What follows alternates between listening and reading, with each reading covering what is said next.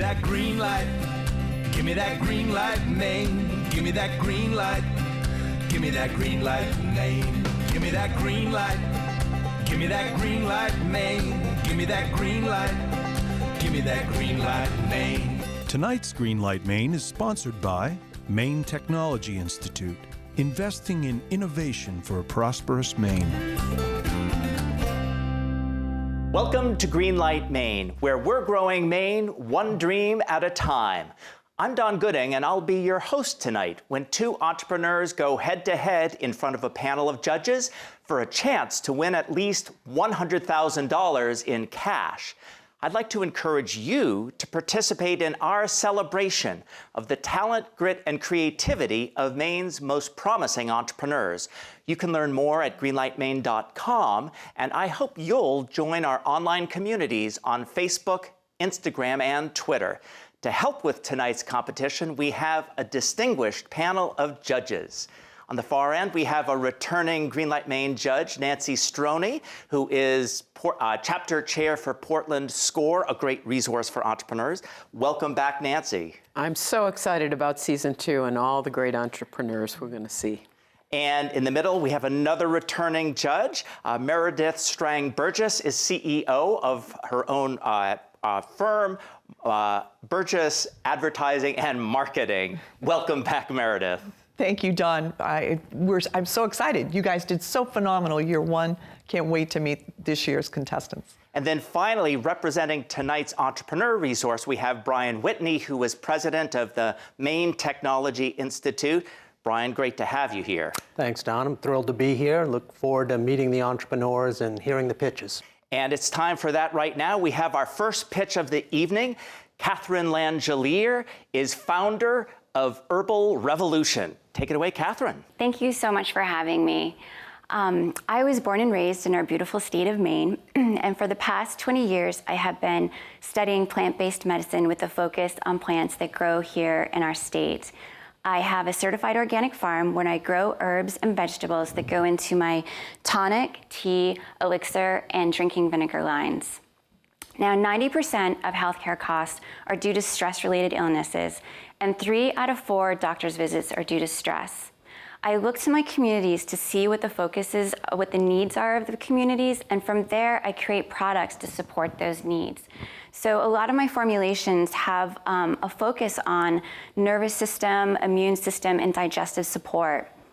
I also try to create my products to be, of course, delicious, and I make them versatile. My goal is to have them be part of everybody's daily life. I take that food is medicine and medicine is food approach, so I don't want them to just use it once in a while. I really want this to be a lifestyle. My customers are health-conscious folks. They shop at Whole Foods, they shop at co-ops, natural food stores, Wegmans. The organic industry itself is a $43.3 billion industry and growing. And the herbal supplement industry is projected to be at $115 billion by 2020. So the demand is there. There's a great demand for high-quality products such as mine. I also feel that being from Maine and having a Maine product has a lot of national appeal as well. Since starting my business in 2010, it has been steadily growing. Some years it has doubled in growth. This year it's projected at a 45% growth rate.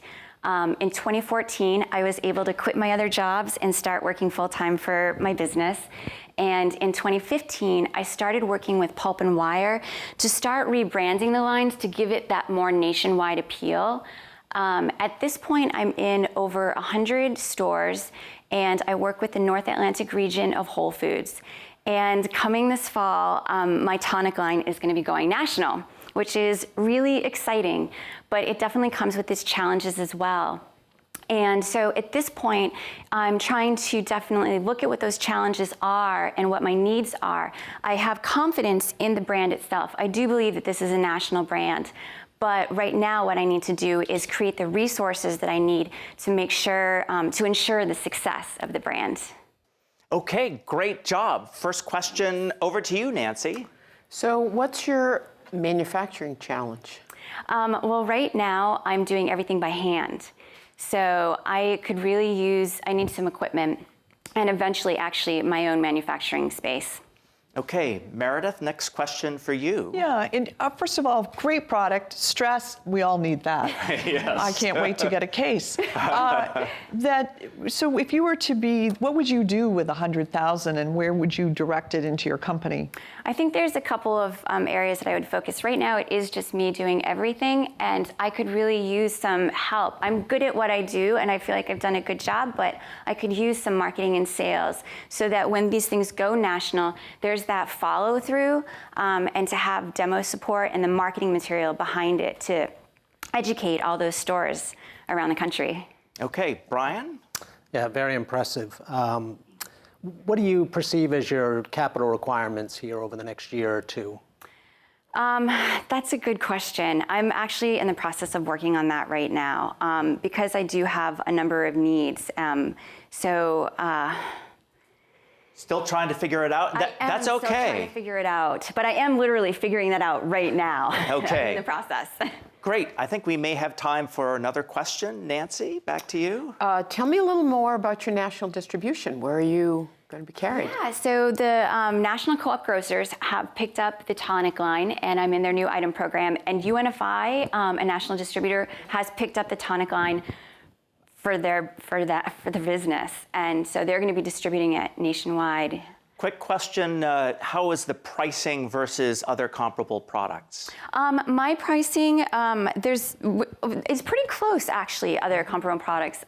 There are some, my price point might be a little high on a few things, but that's also because there's more things in them. The formulas are a little bit more, there's more in the formulas. Well, great job, Catherine. Great questions, judges. Appreciate all of your insights there. So we're going to be back after a brief break for a discussion with tonight's entrepreneur resource. That would be Brian Whitney from Maine Technology Institute. So make sure you're back for that here on Greenlight Maine. I'm George Gervais, Commissioner of the Maine Department of Economic and Community Development. At the department, we work tirelessly to improve Maine's competitiveness. If your business needs help navigating through red tape and regulations, or is looking to invest or expand, our team of governor's account executives is a great resource. Government can't create jobs. It's our goal to become your partner, making Maine a better place to visit, study, and invest. Hi, I'm Lori LaChance, President of Thomas College. Our graduate and undergraduate programs prepare you for success in your personal and professional life and for leadership and service in your community. I know firsthand the value of a Thomas degree. My Thomas MBA completely changed the trajectory of my career, giving me opportunities I would never have had without it. Thomas College provides a great education that is personal, relevant, affordable, and guaranteed. If any of you in our television audience has a big idea, we encourage you to visit greenlightmaine.com for a list of resources and information about starting your own business.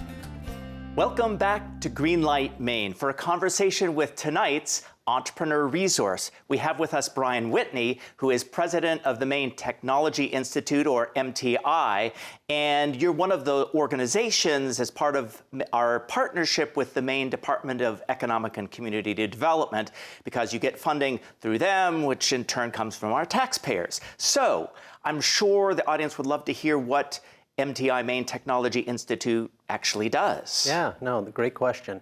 So Maine Technology Institute was created by the legislature back in 1999, and the mission of the organization is to encourage, promote, stimulate, and support research and development activity that leads to new products or processes, and ultimately the creation of quality jobs in our state. Gotcha. So technology, processes. So yeah, the technology in the word, it covers a pretty broad area, doesn't it? It does. You know, I think a lot of people think technology is synonymous with information technology, IT, right. Software, smartphones. But it's a lot more, right? We span just about everything you can think of. There's 7 targeted technology sectors in the state of Maine, which, as I said, cover a broad array of sectors. And, you know, we fund things from, you know, Jackson Lab, gene sequencing projects. Which is very high tech. Very high tech, biotech stuff, to surfboard and guitar manufacturing. Surfboards and guitars. Oh, that's so interesting. Innovative processes taking place there. Candy manufacturing. So it runs the gamut, truly does. So entrepreneurs thinking about technology, I guess they have to think very broadly about what might be possible if they come to MTI for funding. Yeah, absolutely. And in addition to funding, we also play a critical role in connecting those entrepreneurs with other resources in the state. We help fund a lot of different other endeavors. Top Gun is a program that MTI helped fund initially and supported its expansion. So, those types of entrepreneurial resources are things that MTI can assist with as well. And, it's Maine Startup and Create Week this year. MTI was a presenting sponsor. So you're really at the center of an awful lot of really a good entrepreneurial activity here in Maine. And maybe you can just say quickly a little bit about their 3 general sizes of money that you give out. I mean, keeping it simple, because I know you've got like 10 different programs. Sure, no. We fund basic business planning around your technology idea through Tech Start grants. Tech Starts, yeah. Up to $5,000. Yeah. We've got seed grants of up to $25,000 for proof of concept work, prototype development, things like that.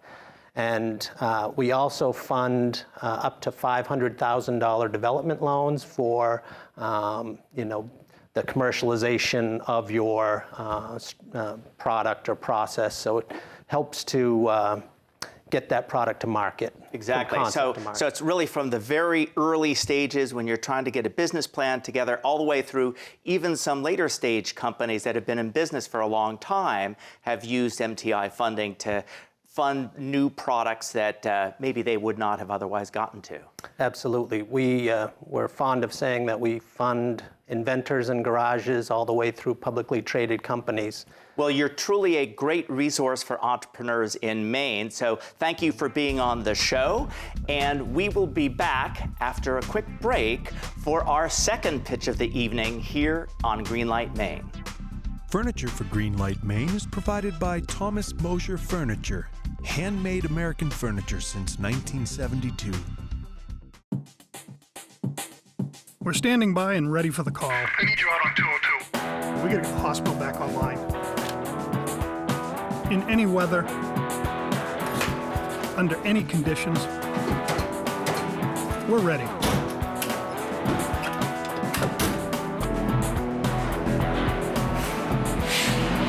When you lose power, there's one thing you can count on. We'll be ready to roll.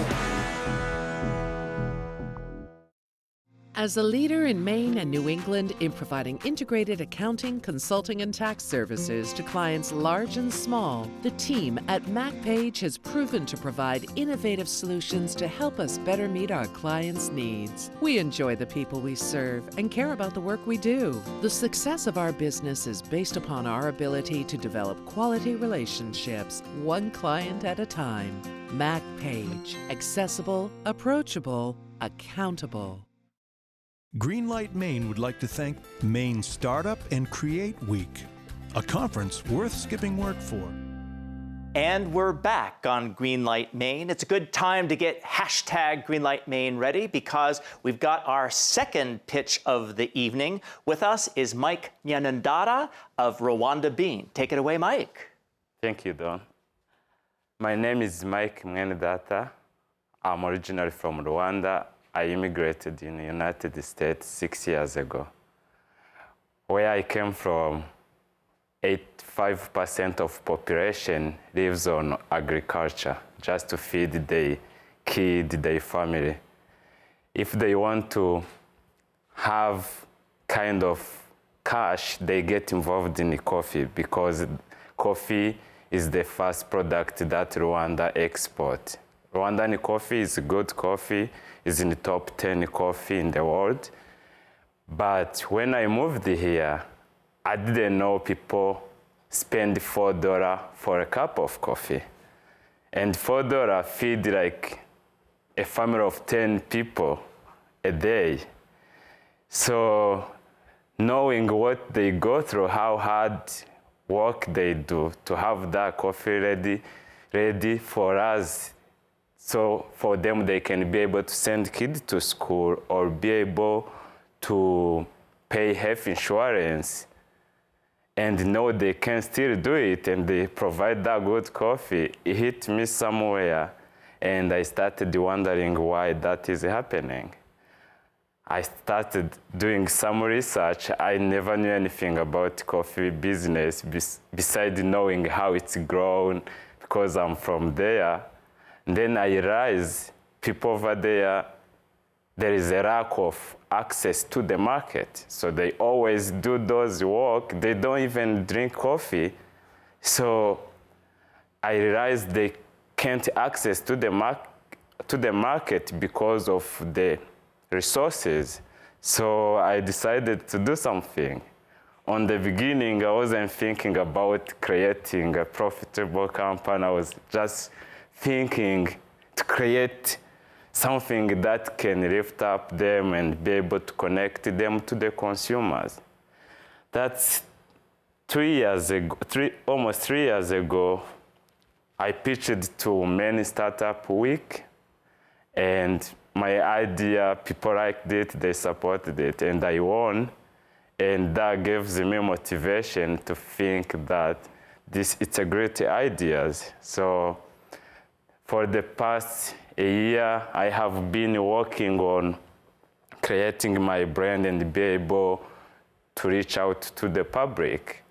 Right now, we supply green beans, we also roast a small patch in Portland, Maine, and we package. We have online sales, we do wholesale, and we're trying to expand the company to be able to move more product so we can be able to support more farmers. Okay, great job. First question over to you, Meredith.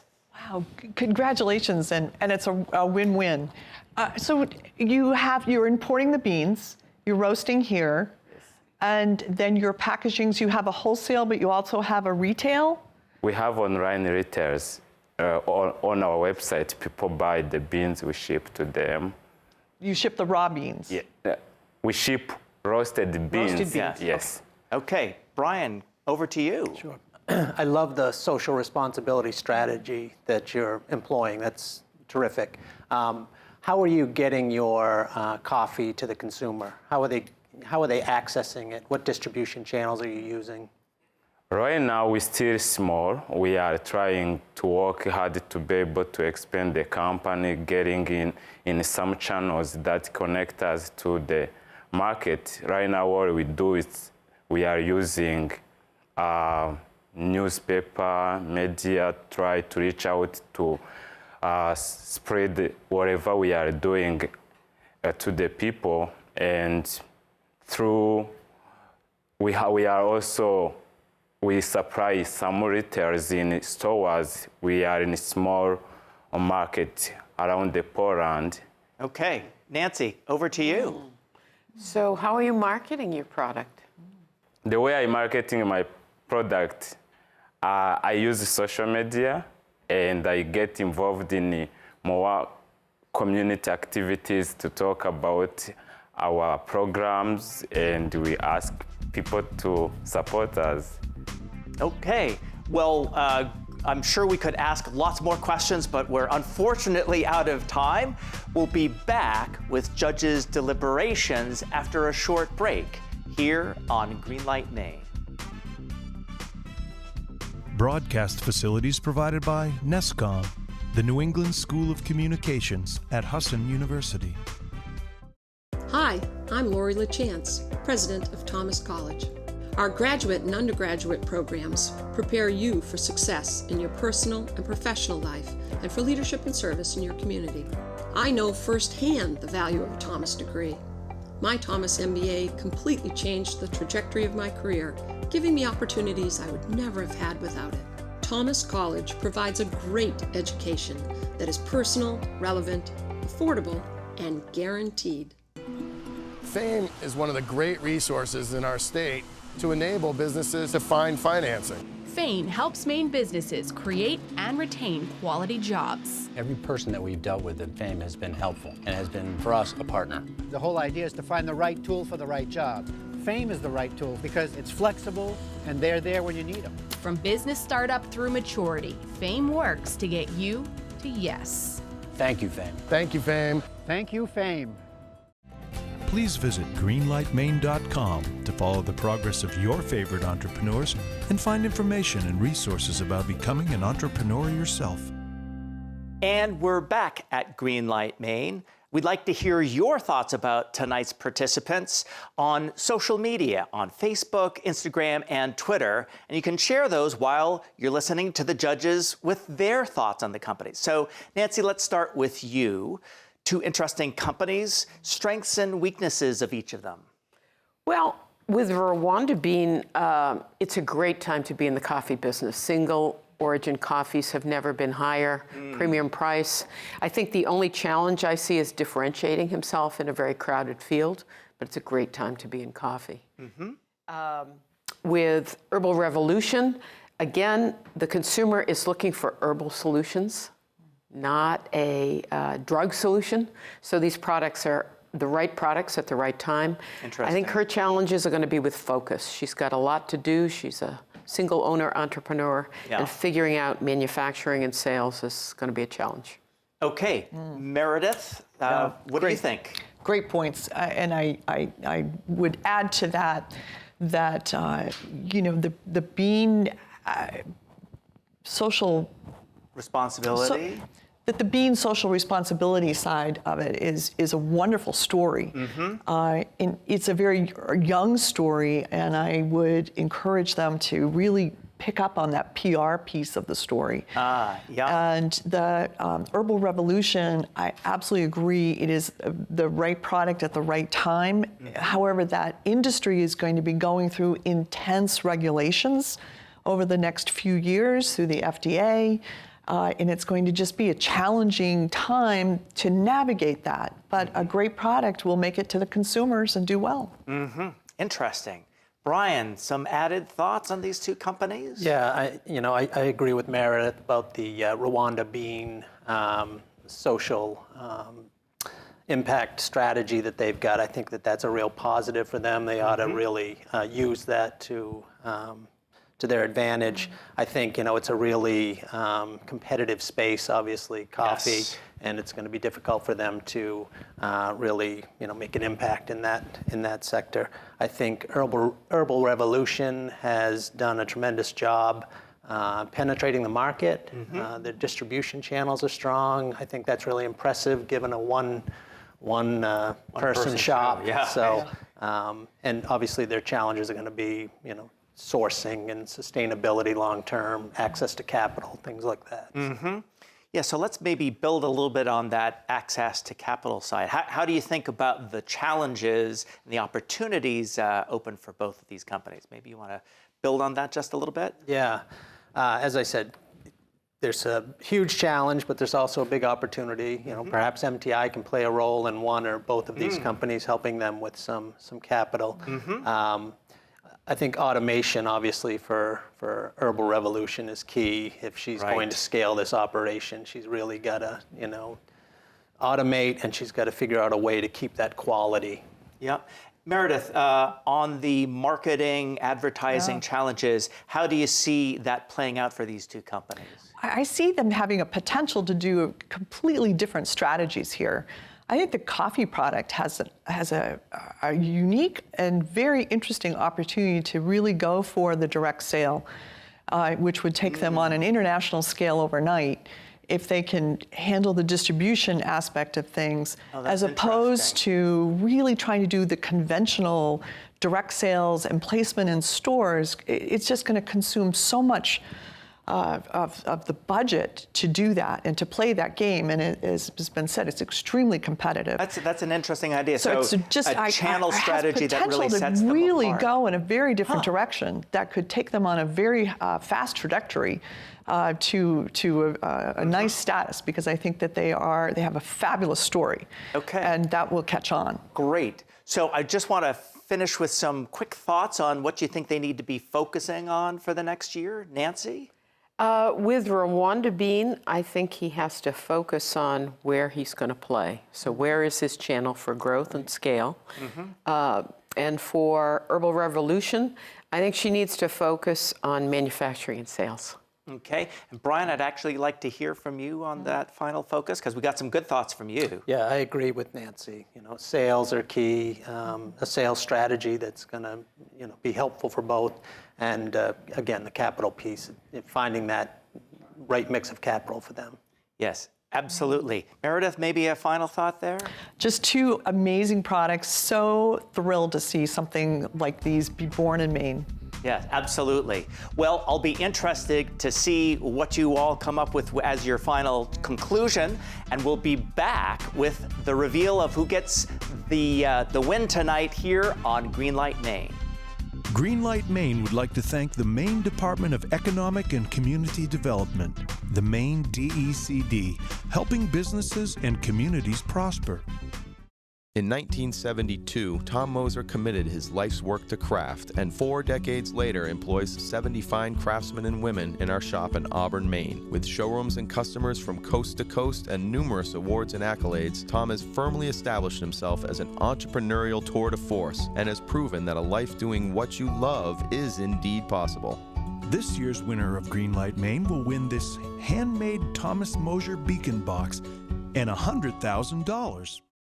I'm George Gervais, Commissioner of the Maine Department of Economic and Community Development. At the department, we're focused on making sure Maine people have the opportunity to build wealth. We do that through targeted activities aimed at retaining and creating jobs, marketing our beautiful state to millions of visitors, businesses, and marketing for workforce talent, helping new products and services and ideas commercialize, and getting Maine businesses access to new markets across the world, improving our competitiveness, making Maine open for business.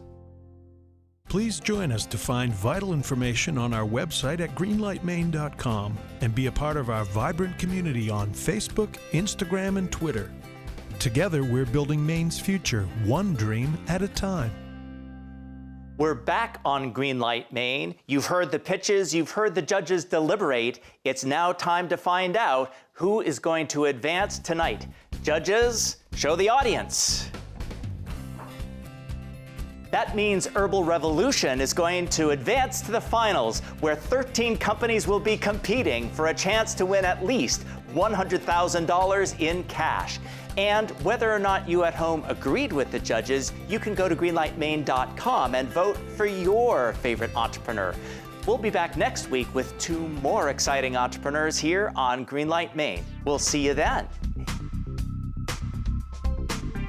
Greenlight Maine has been brought to you by Maine Technology Institute, investing in innovation for a prosperous Maine.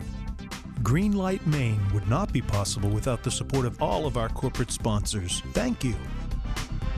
Give me that green light. Give me that green light, Maine. Give me that green light. Give me that green light, Maine. Greenlight Maine has been a paid-for presentation by the Portland Media Group.